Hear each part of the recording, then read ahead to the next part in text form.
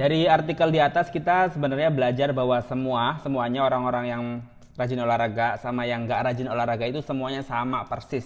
Dia akan mengalami yang namanya declining of muscle mass atau penurunan massa otot pada umur di angka 30 tahun ke atas.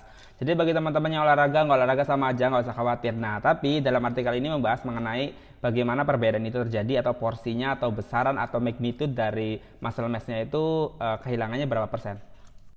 Mari aku bahas secara lebih mudah dipahami. Jadi ini ada grafik ya, dari umur kecil atau balita dia naik muscle mass-nya selalu bertumbuh apapun yang terjadi karena kembang tumbuh anak kan biasanya lebih cepat.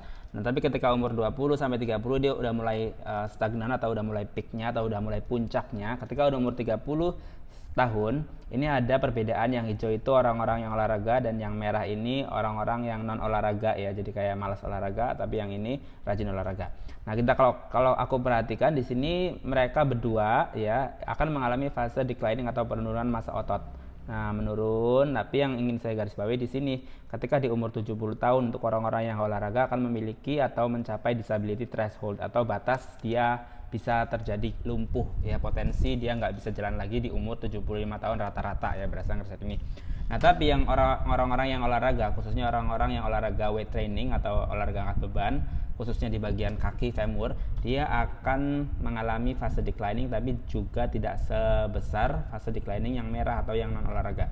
Dia sampai umur 90 tahun dia bahkan bisa tetap berjalan dengan baik ya, risetnya seperti itu. Tapi sekali lagi di garis bawahi bahwa di sini kalau teman-teman perhatikan banyak sekali olahraga seperti jalan kaki, kemudian biking atau olahraga goes sepeda, kemudian golfing, itu tuh bagus olahraga yang membuat kita stay aktif atau membuat tubuh kita ini bergerak ya. Tapi pastikan bahwa olahraga angkat beban atau strength training itu bagian dari rutin kalian, entah itu 2 kali atau 3 kali 1 minggu ya. Jadi pastikan olahraga angkat beban karena memang itu akan berdampak pada otot bagian kaki atau otot-otot yang ada di ya atau yang disebut dengan skeletal muscle.